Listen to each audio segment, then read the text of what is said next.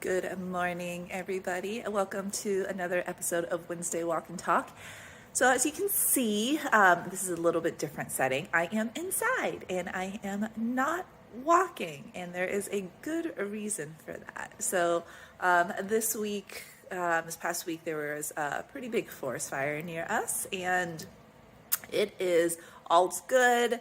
It's under control, weather is cooperating. However, it is smoky outside. Let me show you. So yeah, it's a pretty gorgeous view, but that is just all smoke.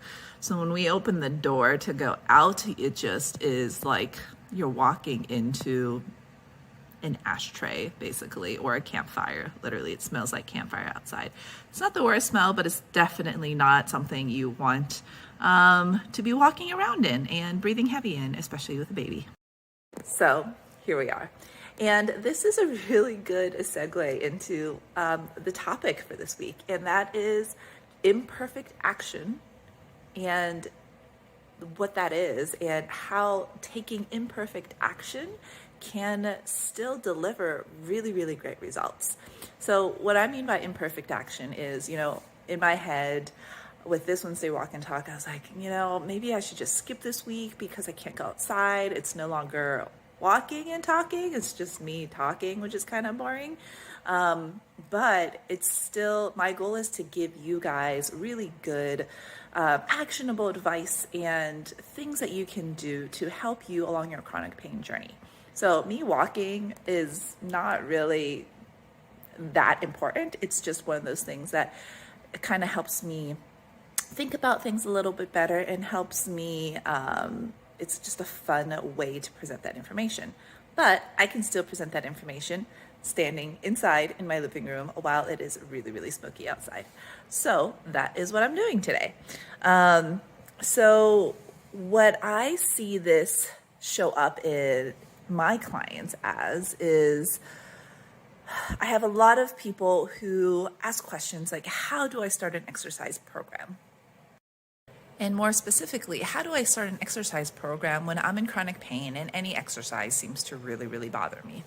I've tried, these people have tried exercise programs in the past. They've tried yoga programs. They've tried, YouTube videos of 10 or 15 minute long programs, and they just can't do it because it's too much for them, or they do it and feel okay, and the next day they're really, really flared up.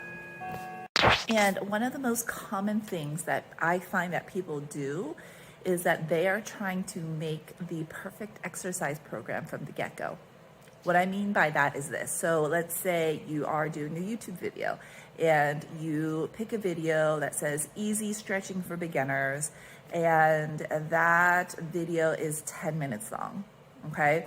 But that maybe 10 minutes might be okay, but really after 3 to 5 minutes of stretching, it's kind of it. Like that is kind of all you can tolerate. But because you want to do the thing that the video is telling you, you do the whole 10 minutes. And then you are very discouraged because the next day you're in a lot of pain and you feel like, nope, this is just not for me. Exercise is not for me at this point. And that's simply just not true. Here's the deal. When you are in chronic pain, exercise is going to look very, very different, especially when you are just starting an exercise program, okay? Exercise looks really, really different for you. And it might be that you can do that 10-minute video, and then you try to progress to that 20-minute video, and that's a no-go. It really is key to make sure that you're taking the actions here that are suitable for you. So if you're only able to do maybe a 3 to 5 minute program, just do 3 to 5 minutes of that video. You do not have to do it from start to finish. That's imperfect action, but that's still going to take you forward. That's still going to help you step forward in your journey.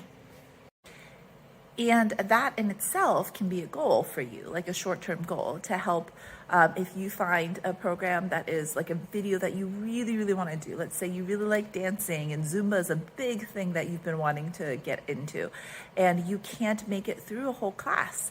Maybe that is a really good goal for you because that brings you joy and that brings you the feeling of being able to do something that you haven't done in a while, and just the music, the camaraderie, even if you're doing it at home, those are all really, really good things to work towards. Also, I keep getting distracted because I'm looking at myself while I'm videoing this at my ridiculous hair. This is just like, you guys will see the weekly progression of postpartum hair regrowth. This is like, there's nothing I can do, really. It's just what it is. And that's another example of imperfect action, right? Like, I can spend maybe hours trying to tame whatever is happening here, like little horns of hair. But you know what? My goal is to provide you guys with good, actionable, solid advice that you can take throughout the day. And my hair has nothing to do with it, but I just like to comment because, you know, hey, if you can't laugh at yourself, what's the point, right? So my challenge for you today from this video and from this Wednesday Walk and Talk is this.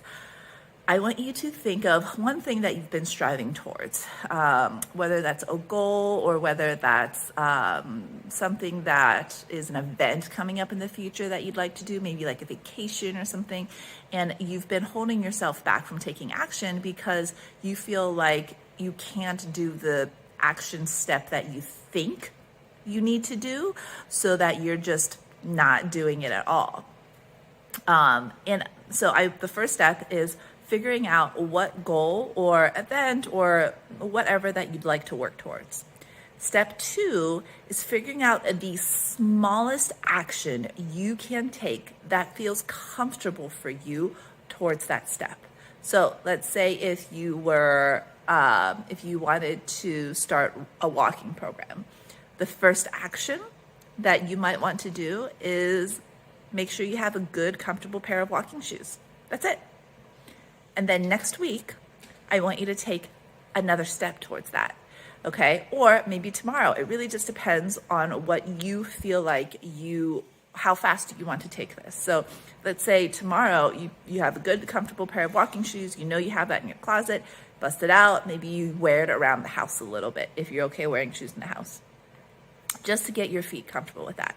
Step 2, tomorrow, is setting a timer on your phone and only go for a short distance. Only go for a distance that you know you are able to do comfortably and you know is not going to flare you up, whether that's 3 minutes or 5 minutes or 10 minutes, whatever that amount of time is for you, okay? And stop when you meet that set time. Don't try to push harder because you feel good and you feel like you should be able to do more. You know what I mean. Just stop at that point, okay? Come back, and the feeling of being able to do that and taking that little action step forward, and as long as those little action steps are consistent, you're doing something, you know, either every day, every other day, every week, whatever you want that plan to be, that's going to be what is going to help you continue that momentum forward, okay?